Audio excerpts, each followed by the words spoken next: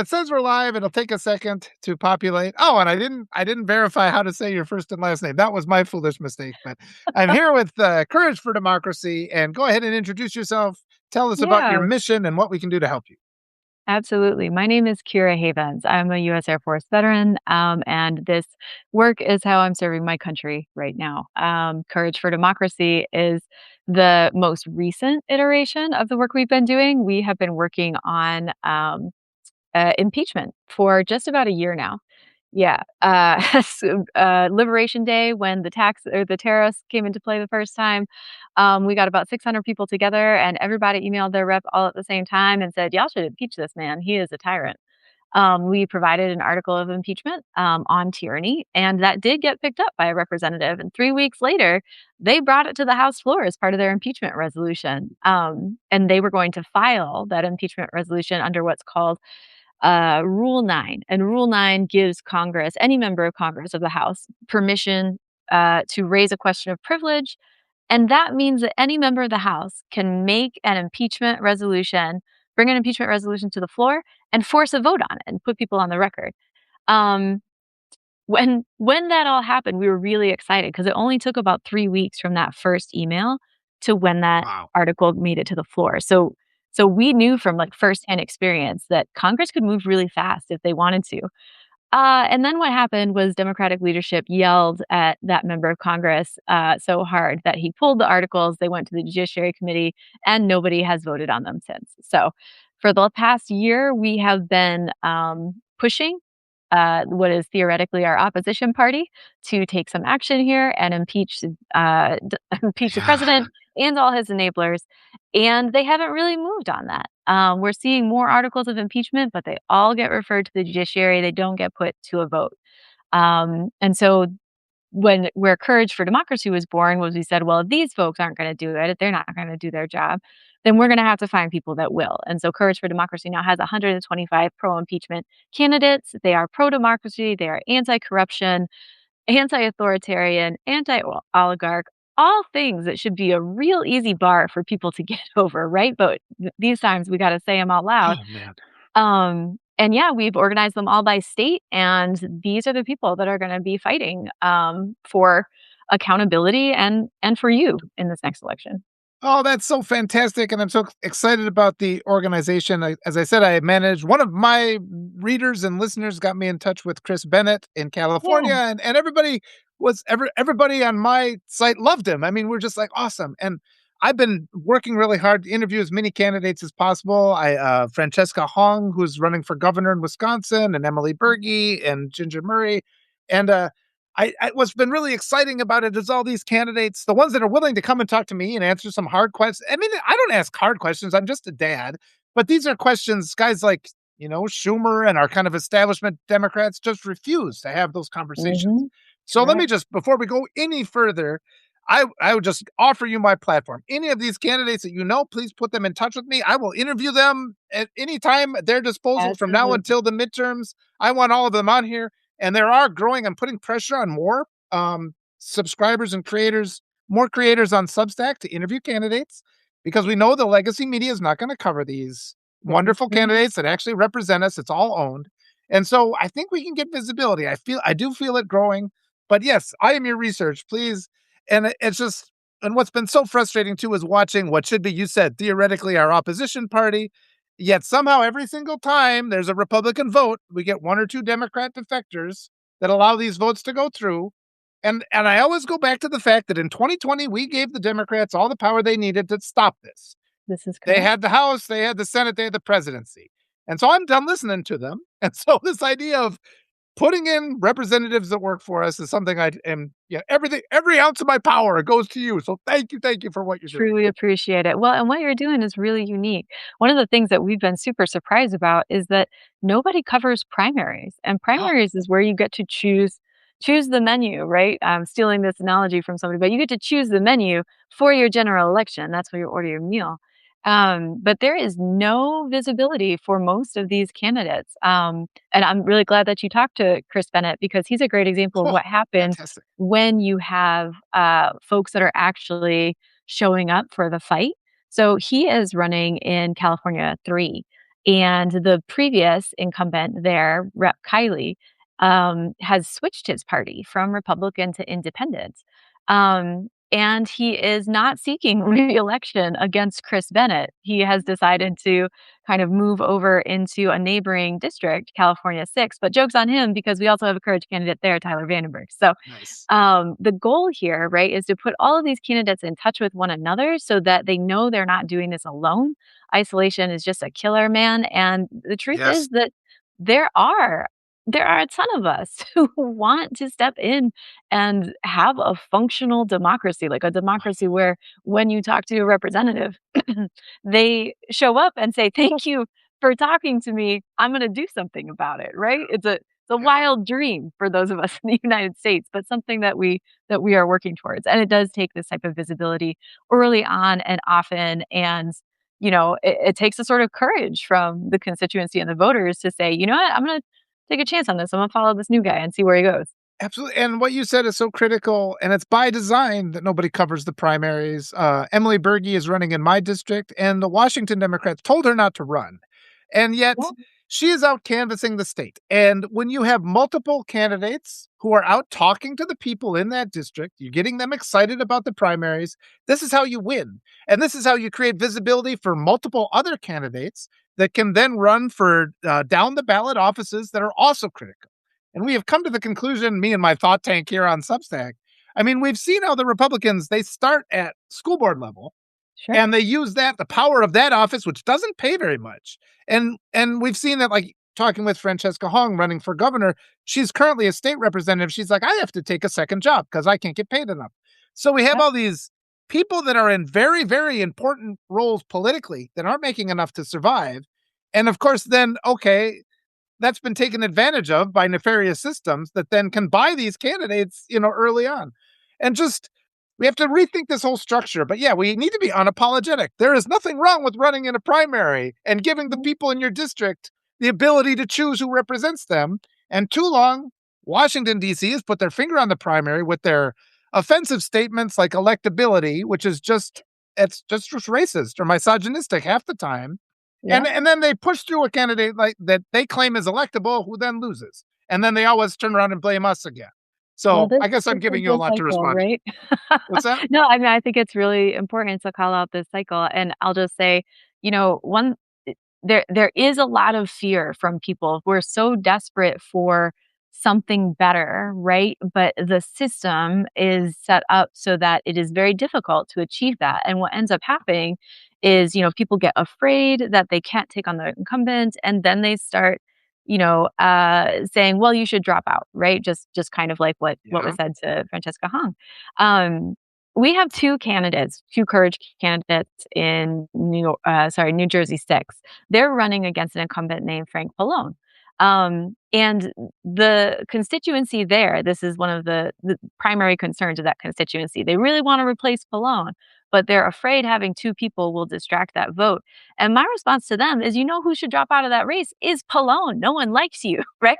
The incumbent needs to step down. Let the good people fight it out. Now, when that may seem like pie in the sky, but I will say, when you show up with the fight, with a legit fight that you are not going to back down on, Yes. folks actually step away from this. I just mentioned Representative Kiley, right? In Montana, you had a senator that last minute decided, nope, not going to go for reelection again. That'll let him kind of tap his preferred successor on the shoulder. We already had a courage candidate in place there. This is Alani Bankhead. She's a Awesome. former U.S. Air Force lieutenant colonel, has done policing and investigation into child sex trafficking cases. She is a candidate for this moment. She's amazing. The same is true in Maryland 5, where we have Steny Hoyer, who has been there for I don't even know how long, for a million years, right? And in that race we have two courage candidates again. And when they started, Hoyer was planning on running again, and he decided, nope, not worth the fight. Same is true actually in Montana again with Zinke, who is stepping down. And again, one of our courage candidates in the race, Russ Cleveland, right? Showing up to fight is the key because these people haven't had to fight for like 30 years, sometimes literally. They're Yes. just not up for it. And if you show up and you say, "Well, I'm not backing down," Yes. they'll step out of the way. for, Yes. a remarkable number of cases, something that surprised me, that's for sure. And what you're saying, like we can't let fear determine what we do. And I know that all the way up to the last couple elections, I've just been kind of listening to the establishment message where it's like, well, this is the safe thing, and so much is at stake. It got that message got us here. That being fearful is what got us here. And so, the day of the election, the next day, it's like, nope, from now on, it's going to be integrity. And, Mhm. it's just pressure. Bullies always just use pressure. I mean, if you've been through, you see like discovery in legal cases, they want to push, push, push for a settlement because when discovery happens, everything changes. And we're in this perpetual state of just like, well, this is the way it's going to be. And they're just alluding to these old corrupt traditions. And exactly as you said, just take it to the finish line. That's why they play the games. It's like the other team might be favored by 200 points. Well, let's just put in the effort. And I always tell the candidates I talk to, it's like, it's not, don't be results oriented. Just running is enough. Having these conversations is enough. And when I'm able to talk to people and we can use the messaging of everyday people and have that become part of the national spotlight, the national political spotlight, because these candidates will get on debate stages, win or lose, they're talking about these issues that are important to us. Absolutely. Yeah, But and it continues to this grow. is So why again, we thank you for organizing all this. I love yeah, this. I'm excited. well, this is part of why we stepped in with the candidates. We did the whole 9 yards. We set up a PAC, Mm, so, just so that we could work with them officially, and uh, the that process of saying, "Well, here's the format and here's the structure where how you this is how you go about building political power," right? This is the first step towards actually sustaining this fight for the long term, right? This is yes. why you ask for fundraising and for donations, and this is why you build out networks that can't vanish in the blink of an eye. You mentioned a little bit about the right wing and how they approach school boards. Well, they're not doing that on their own, right? They are doing that with the backing of of people with money that decide that this is how they want to fight. And so we've made that decision and open invitation to anybody here and in the audience who wants to support us in that fight. But when you have the community coalesce around the idea that, oh no, we are not ceding this ground, this is ours, a lot can change very, very quickly. And it inspires others to get in the fight as well. We actually thought that once primaries started, we would see a slowdown in the number of people saying, I want to be a courage candidate. That is not true. That is picking up, and folks are just saying, I want to be a part of this at much faster rates. And these are people that have run before. These are people with long histories of participation in the Democratic Party um, who are taking advantage of this pivotal moment where we're seeing state races at least swing by 20 or 30 points. Yes. There's no reason to stay off the playing field this year. Yeah. And that's a good opportunity. Let me just ask where people can find you, the name of the pack, the Yeah. name of your webpage. Yeah, it is Courage for Democracy PAC. We are the action committee. One of the things that we stay focused on is what are you going to do? So every single candidate that we have endorsed has pledged to introduce articles of impeachment on day one of their campaign. Yep. As citizens impeachment, we have put together articles on tyranny, treason, and obstruction of justice. They have all been endorsed by constitutional scholars. One of them, as I said, actually made it to the floor of the House in a formal impeachment resolution.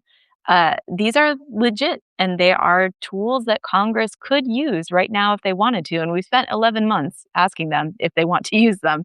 And if they don't, we're going to replace them and replace them with people who will use them and start to hold this administration accountable. Yep. And what's the webpage again?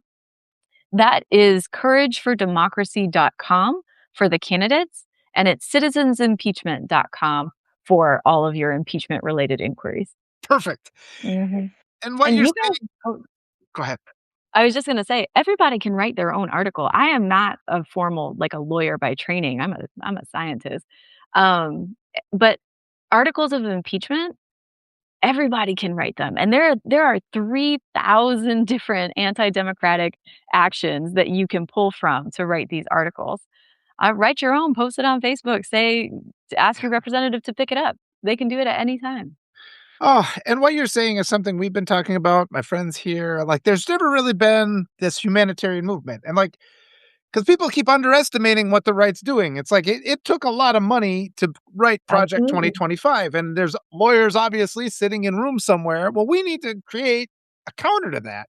And one of the real Yeah. frustrate, and that's what you're doing. I know, and I have a very exciting, tool. If you go to couragefordemocracy.com, there's a policy matrix. So all of our candidates, all 125 of them, have answered just a policy survey about what are you aligned on, right? The whole point of this is not just to get 1 or 2 people into office, it's to build that political block and that political basis.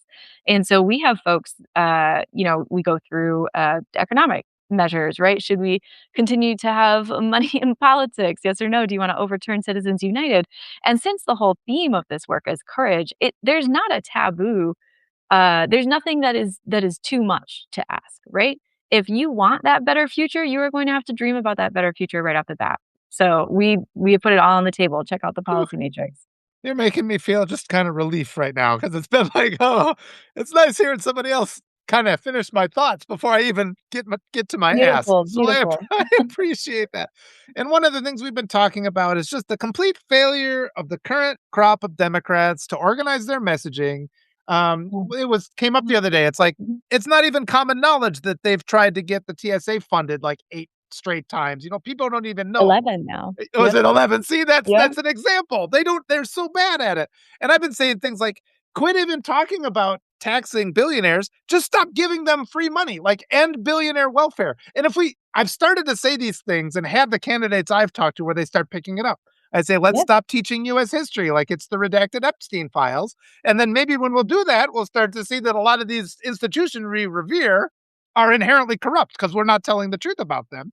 And just the more we can make statements like that, there's no place in the country where Absolutely. you can go and say, gee, I'm tired of turning over your hardworking taxpayer dollars to some billionaire whose business is failing. It's like, why do we have to have our back against the wall economically all the time? And they just get our free money all the time.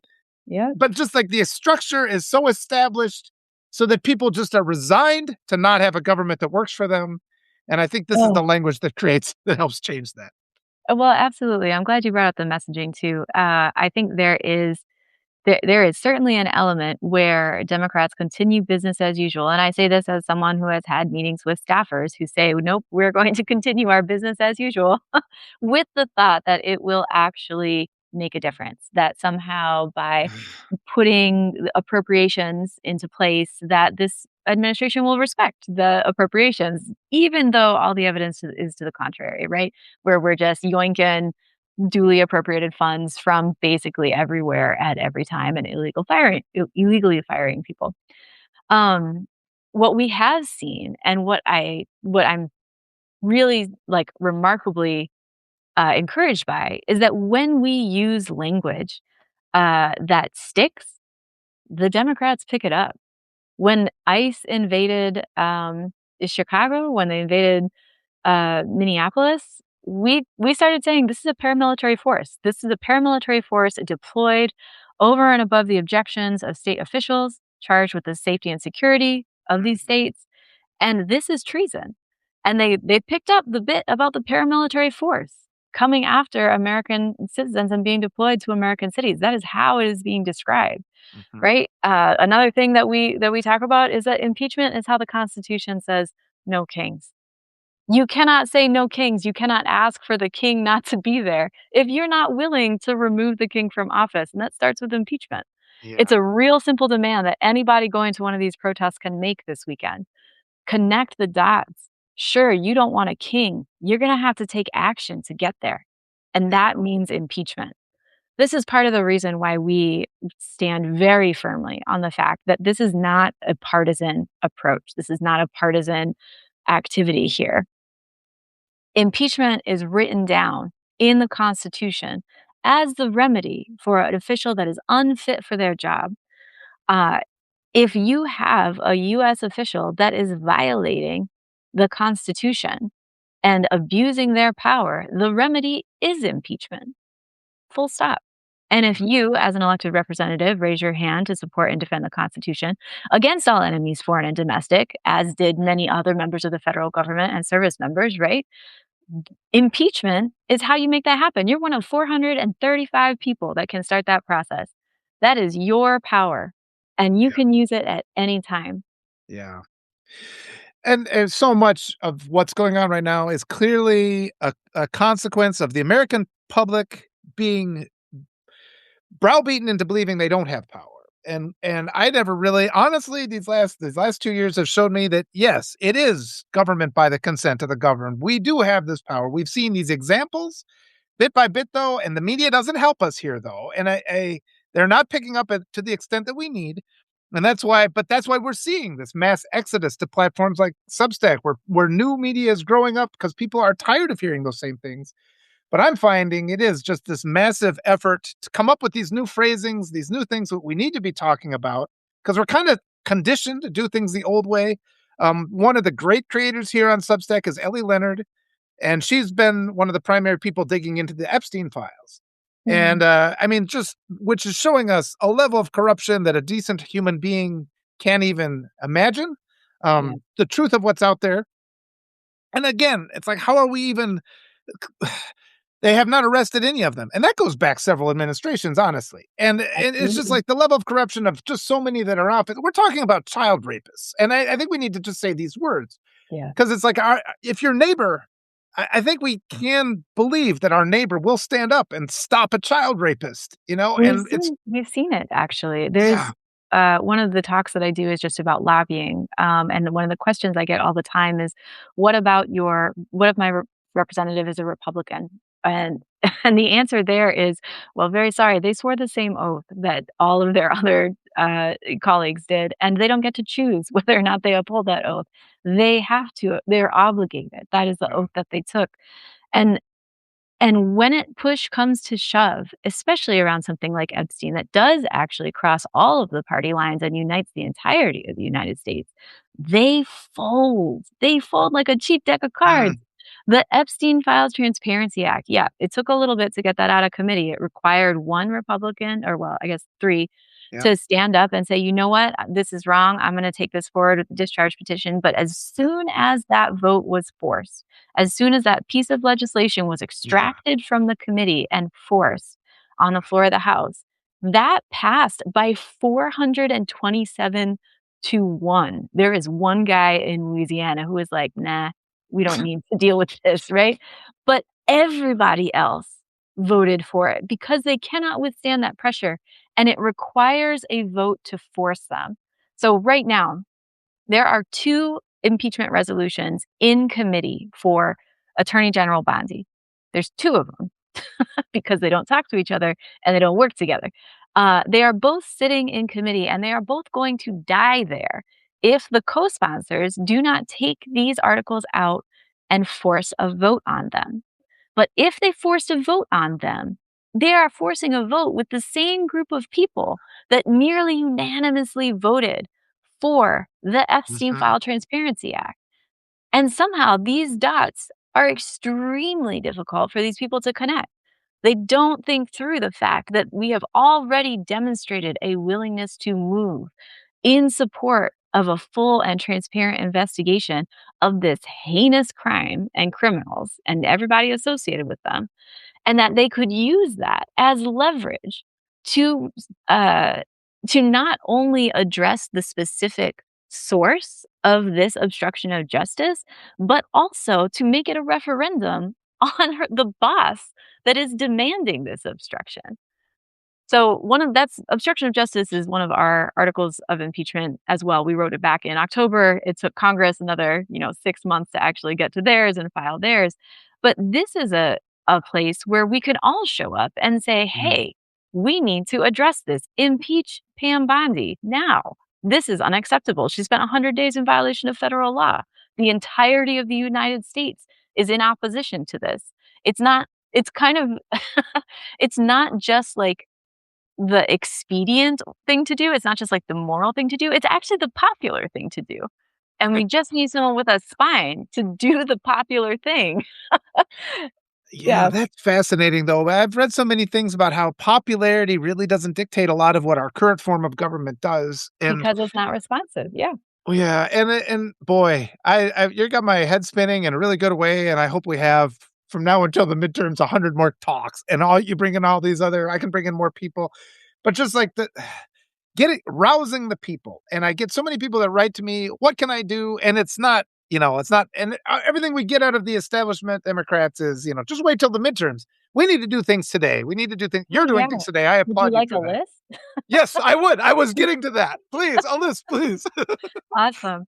So Citizens Impeachment does actions every Monday. You sign up with us, we'll give you, an email that you can write. Sometimes we'll give you a script for a phone call. That's one thing. You can write a letter to the editor. They hate seeing their name in print in a negative connotation. They loathe it. And so put their name in the newspaper and say, "You are not doing enough. You're not doing your job. If you need help with that, there's resources on the site." Mm, If you go to a protest, put their name on that sign and make sure somebody from the paper takes a picture and tell them, if they were doing their job, I would not be out here, mm, right? Make sure it is clear every time you go to one of these protests that the responsibility for action stays with your representative, okay. because often what they will do is they will say words that sound right and agree, like, "Oh, I agree with you," right? And then they will tell you to do more work. No, they need to do the work of actually making their deeds line up with their actions. So yeah, signing up with us for the Monday actions, letters to the editor, putting that representative's name onto protest signs, huge. Get old school, man. Print out some flyers and say Rep so and so is a failure. Mm, And just they should have impeached, right? And just stick that up in your neighborhood. It is really the analog pieces of this that do catch attention just because they're so rare. Um, and quite frankly, guys, uh, it seems like we have had the best results from just bullying people. So if you see your representative making a statement online, and like most of these people have accounts with, 1,000 followers, they are not social mhm. media gurus. If you sign up and you spend your time saying, "You are not doing enough. We are in crisis. What is your plan to act?" on their official social Yeah. media page, it is likely that you will get a response or you will push these people into action, because that is one of the shame is one of the most powerful tools we have right now. And while I would appreciate, like, I have worked in professional capacities for most of my life, and I am used to people that are interested in getting the job done, but that doesn't seem to be where we are. So, Oh, and then yeah, and it's always that the left seems to adhere to this outdated sense of ineffective decorum. The right never does, and they'll say things that are just blatantly untrue, and they're always loud, and I think I keep trying to just give people permission to do a lot of what you say. It's like, go ahead, you're okay. It's okay to be mad about these yeah. things. And I'll start screaming, but it's different. It's like a white man gets a privilege of screaming in ways, but it's like, well, that's my privilege then. I'll start screaming Well, because other people can't. I mean, let me just say that, like, am I allowed to curse on here? Is that all Yes, right? Have absolutely. you You can do whatever you want. have you seen, like, "fuck you" in corporate speak? Like, where you need to put someone else in line and you have to do it without using curse words? Yeah, yeah. If you have that skill, if you have ever worked in a corporation, if you have had to deal with people trying to shift blame on you, all Yeah. you need to do is put those skills to work here and explain, like, "As per my last 30 emails, which you have not responded to, I need to know what you plan to do about situation X. I am CCing your boss, my community." It's the same type of escalation. Um, Yeah. the the easy way out, right, is for them to ignore you, and so step 1 is become unignorable, right? Next, they will explain to you why they can't do this, and that, at least in my experience when it comes to impeachment, is a lie. They will lie to your face about how they do not have power, um, and part of this project is knowing as much as you possibly can to be able to call them out on that bullshit when it happens. That's something that I do for people that have their, meetings with their reps. If you are a member of the group and you let us know you have a meeting, I will show up and I will say, "I apologize, sir, that is not correct. You have told this person a falsehood and here's why." And we will and we'll continue the conversation from there because they're not used to pushback that demands accountability and action from Oh, them. I think what you just said is wonderful. I mean, there's different types of messaging, and I'm just basically on the wild west of the internet. And but then there's like the the community meetings and the town hall meetings and all these other places you can go. I was just thinking, hey, use generative AI to Yeah. write your letters to the editor. Write 1,000 of them. Send them in I'm if you're able to there. I would strongly encourage you to write it as an actual human and do not get hung up on the actual words. It Mm, Just write it and send it and keep track of it, and then demand that they respond and use that line, "Per my last 30 emails." I use 30 yes. because I just talked with Catherine Clark's office, and there were 30 emails from our members that they never responded to, and a meeting from the Indivisible chapter, and a meeting with one of Yes. our volunteers, and we still don't have an answer as to whether or not Representative Clark is gonna support impeachment after the midterms, which is absurd. This is an Yeah. easy layup question. You should just be able to say yes or no, And right? when you keep track of that too, and you keep those receipts, it helps fortify you. And because sometimes they Mhm. just coerce us into thinking, "Oh, you're being unreasonable." They make us think that. I mean, the way they weaponize rhetoric Oh, to make us retreat. That's a big thing where I'm just constantly. We don't even see all the ways that they do it to us. But yeah, as you keep track of the receipts, I've complained about this person all these different times. As much as it gains weight in your complaint, it also helps you keep going. You're talking about mainly targeting, writing our representatives or what groups? The congressional representatives or just any yeah. state level position? So, it's crucial to understand that everybody's got a role to play, right? Executive branches do things. They are the people that can take action. We've kind of watched it with the way Mom Donnie responded to the snowfall, right? The first major snowfall that they had, sidewalks stayed really clogged up and covered in snow. The second one, he was like, "Screw that! We're going to pay everybody like a decent wage, and we're going to get this stuff done immediately." Yeah. And you can make that type of quick decision. So if you are facing a data center that's being built in your backyard, or if you are worried about your local cops working with ICE through the 287G. So you can reach out to these organizations directly and say, hey, I need to know what is happening here. What is your plan for when ICE comes through? Right? What is your plan for this data center? Did it go through the proper zoning? And it does take a little work to understand, what the specifics are of the situation, but I promise you, there are people in your community working and fighting on these things. And there are examples elsewhere that you can bring in to your community. When it comes to legislators, legislators provide the foundation, right, for the rules that will be executed. At the federal level, this is what is supposed to be happening here is that Congress is supposed to be making the rules and the executive is supposed to be executing them, right? But Congress is a half dead, entity that doesn't really believe it's a co-equal branch of government. So what we end up with is we end up with a lot of people writing things and then just not doing anything with them, right? I gave the example of the two articles of impeachment for Bondi that are just kind of stuck in committee and not doing anything there. When you reach out to these people, the two things you need to remember are that they do have the power.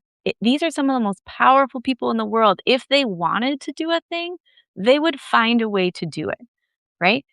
Just like with Epstein, that small Mm, coalition of 4 folks said, "You know what? I want to get these Epstein files out into the public view. We are gonna figure out how to do it." And they did with the discharge position. So these folks, they have resources, man. They have a congressional research yeah. service. They've got people that can write these articles for them. They can do this. They just don't want to. So, when you approach your representatives and your legislators, be sure to say, "I know that you have the capacity to do this," right? There's no rule preventing it, and I'm talking specifically about impeachment. I know that this is a choice you are making not to act.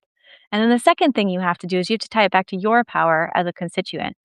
And you say, I will not vote for someone that does not stand up for the people of their community, right? That I will not vote for someone that cannot use their power to hold this administration accountable, Mhm. and then just go public with it. That's it, right? Take a screenshot, stick it up on Instagram, tag them. Don't be afraid of censure. Yeah. They eh, if they didn't want to be called out, they would do better. Yes. And I wanna emphasize too, this is across the board. This is Democrat and Republican. This is everybody we need to pressure. And because we saw with that with the Epstein release, the Republicans did come around, and it is tempting to just be like, "Oh," and, this is the early problem. The ones that are in office right now, we can pressure, and then Well, as we mm, ongoing have them move to have them replaced with better candidates. yeah, and let's talk about how they came around, right? Because it wasn't like anybody had a big, bold change of heart. What happened was they forced a vote. They Mm, could not avoid it, and they decided en masse to shift. It's the forcing the vote piece. It's the making it unavoidable piece that causes that change. You can't reason your way into it. You can't, I mean, maybe there's a representative that you could talk eloquently to and convince them to do something different. But I have not yet come across that person. What what does seem to move the needle is being absolutely unyielding and demanding action and votes. mm.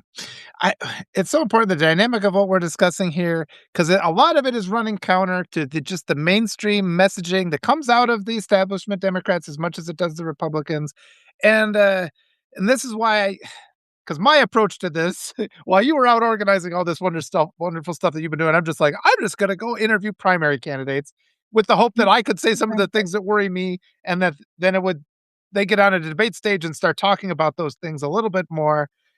But using it, and I've found over this last 2 years, is just like using the small media. The more candidates that come and talk to me, the bigger this gets, the more power then we all get, where, this message gets more and more attention because people are looking for it. And the only reason we're not big and getting growing bigger is because there's a deliberate effort to suppress us. I mean, it would be nice if members of the Democratic establishment, if Pete Buttigieg came and talked to me or Kamala Harris, all of a sudden my platform would be all this much bigger, and then I could promote these new candidates, and but they just refuse to do that. It would take them 10 minutes in their car with a Substack app to just talk to me for a few minutes and help lift this up. I don't know. What do you feel about the opposition of the establishment that we have to face right now? Man, it is exhausting, and let me tell you, like, for the last 10 months, for the last year that we've been doing this work, um, there has been article after article after article about how the Democrats are in a frenzied rage because a rogue member of their coalition is pushing for impeachment, right? They are frustrated that their base wants them to do more, right? Ugh, And yeah, they write these articles over and over again, right, to paint the base as unreasonable and everything. What's really wild is that every time we have moved a step closer to impeachment, one of these articles would come out like clockwork. Same journalist, always Andrew Solinder, same outlet, yeah, always Axios, right? Um, and and the question that I have for them is just, what if instead of fighting this citizen-led movement, because you can't stop it, you can't stop me, you can't stop the 13,000 people that are doing this, what if you decided to lead it? What if you decided to get out in front and said, "Okay, we're gonna do the thing that the people want"? From April of 2025, their polling has suggested that a majority of American voters want impeachment to happen. Why would you not pick this up as a fight? Why would you not force your yeah, opposition to go on record as defending Jeffrey Epstein and concealing his crimes? Why would you not want to be at the head of what is a sustained and ongoing citizen movement? Because I tell you what, if someone had listened to me earlier, I wouldn't have gathered these 125 candidates. yeah, yeah. And it's because a lot of it, the media is owned by these oligarchs, and they do that social engineering and programming.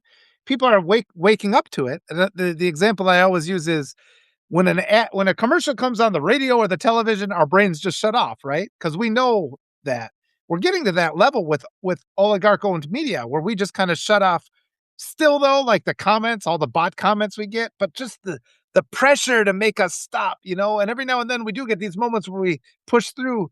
I'm so excited to just talk to more of your candidates too, and Yeah. just and I've been finding I just get up in the morning now and just talk for 2 hours a lot of time, and Perfect. it's just listening to things that people say because I've got an experience in the media. I've always been writing articles. I know I used when I worked with Medium, I used to identify human written content over AI content. It was kind of my thing. That's why it's unusual for me to be like, well, it's a tool there. Let's use this tool to our advantage if we can.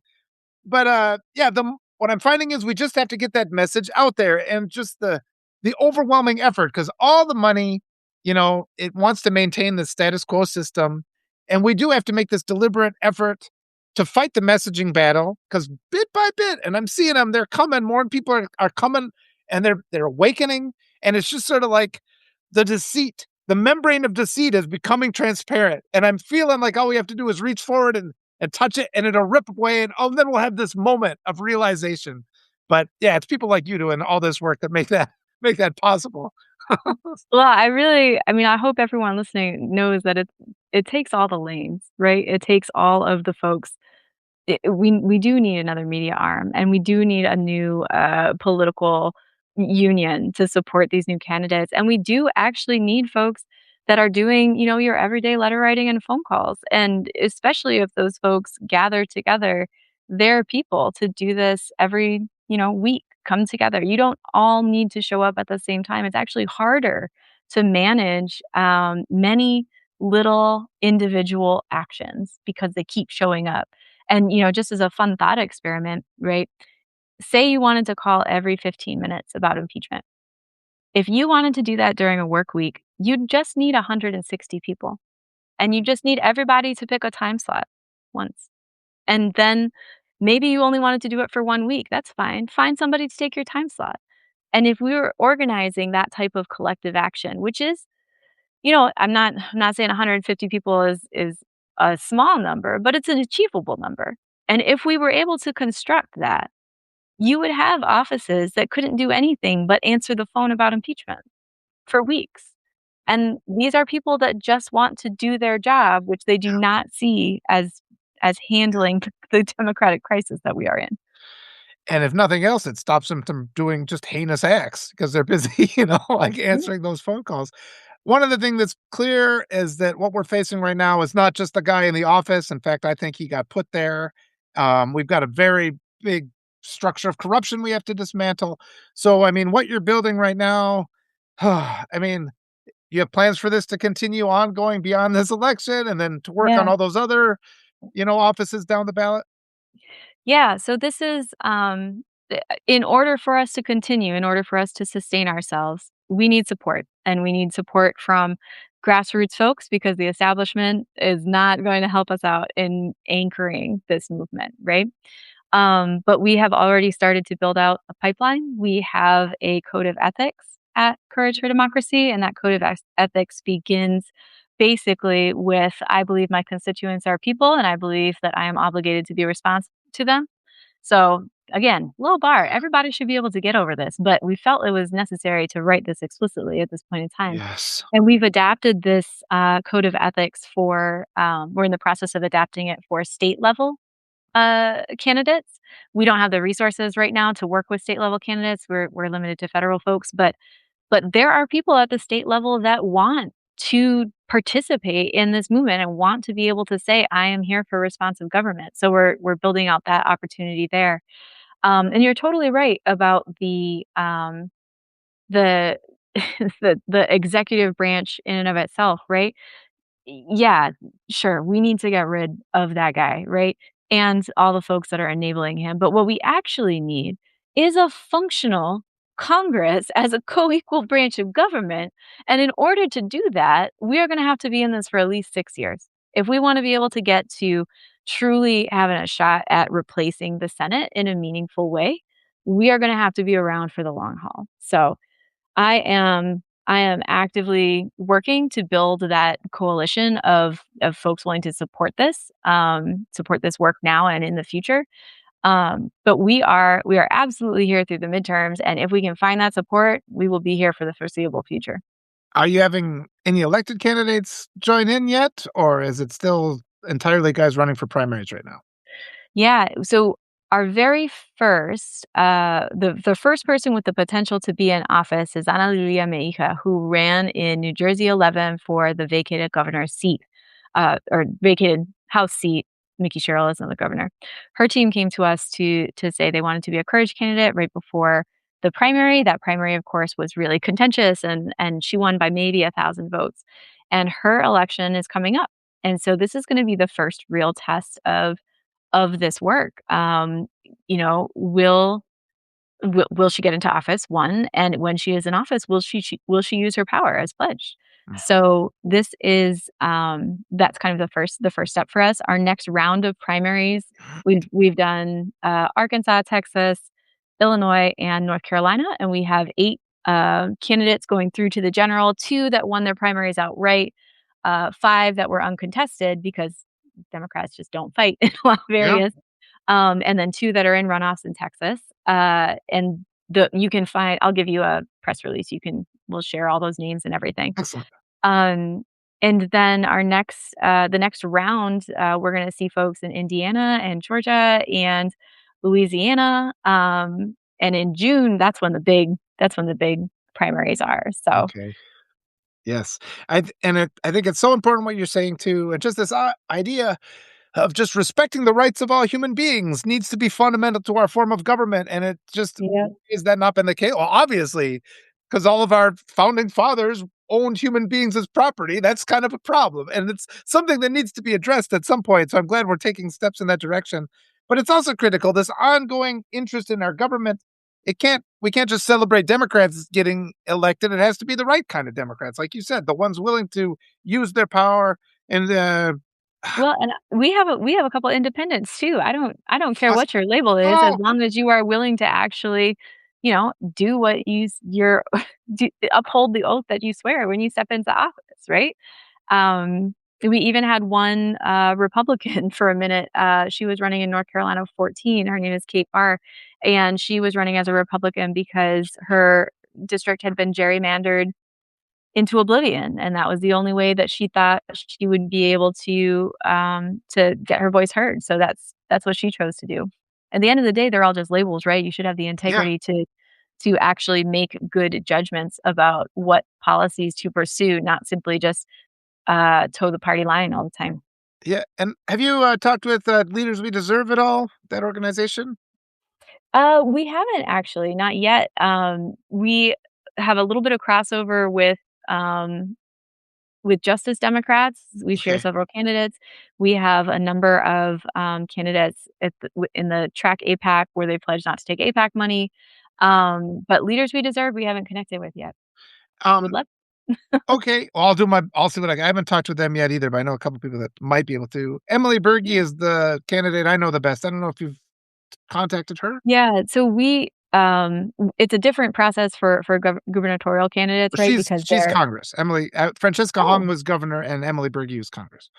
I don't think she's on our list yet. Oh, Yeah, there's a I'll ton of mention. people running, and so I would love to Yeah. connect with anybody. I think I saw a comment earlier where someone said my candidate isn't on your list. And yeah, if you know of a candidate that needs to be on the list, connect us. The requirements are real simple. Pledge to initiate impeachment when you get into office and be pro democracy and anti corruption. Oh, and then yeah, the more we can do things like this, like I said, I'm at your service. I want to just talk to these people all the time, and let me just tell you too, like we get used to watching the news, and it's just like the same old people saying things that are clearly untrue. And so then I get to talk to somebody like you who's brilliant and has integrity, and I'm just like, oh my gosh, why isn't everybody that we get to see in the media like this all the time? So you've made me feel a lot happier and like I'm not as alone. So I think No, just for nobody's nothing else, alone I thank there. you for that.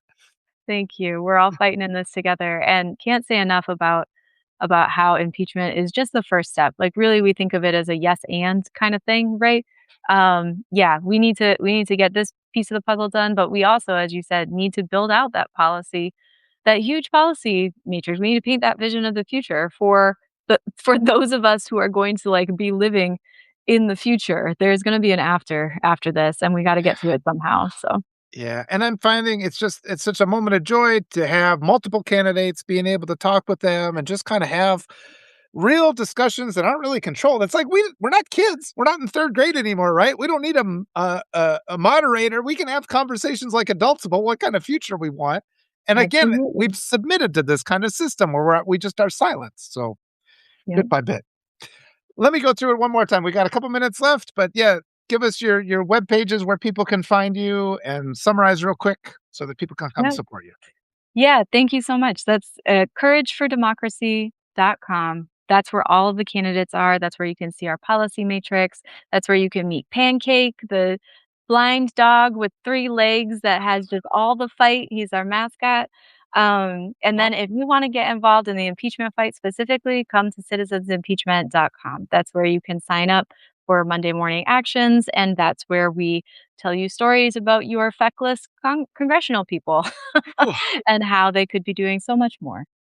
and everybody here and who's going to will be watching the replay, just restack this, share this, talk about these ideas, tell your friends about these ideas. I love the one of the first things I ever did was write a letter to the editor back in 2015 that got shared 250,000 times, and it's just like they do make it does make an impact. All those little things, they add up, they're huge. So none of it, and I mean, the main thing is just that frustration we constantly feel like, what can we do? There actually is a lot that we can do in these little acts. It's like we don't make the focus just, removing, impeaching the president. There's all Yeah. kinds of things. All these little steps along the way are so Man, if I have my way, not only will we go through with the whole executive branch, but we'll get into the Supreme Court too. Now that I know how to write these, I'll write them for everybody. It's fine. I love it. Oh, that was so empowering and wonderful. This is I gotta get your name right. Kira Havens. I said That's it right? right. That's me. Delightful. And yeah, please put me in touch with as many candidates as possible, and I'll start up some networks. I want you to talk with Ellie Leonard and Yeah, just to get some more language about what's in these Epstein files. It's really powerful stuff for winning elections. And yeah, our silence is not effective. We have to be loud, this and is we are correct. winning. I feel. I think we're getting there. Yep. Thank you Oh, so much, Heather. yep. This has Thanks so been much. great. I loved it. Thank you so much. We'll talk to you. Thanks to everybody listening. Take Bye care. bye.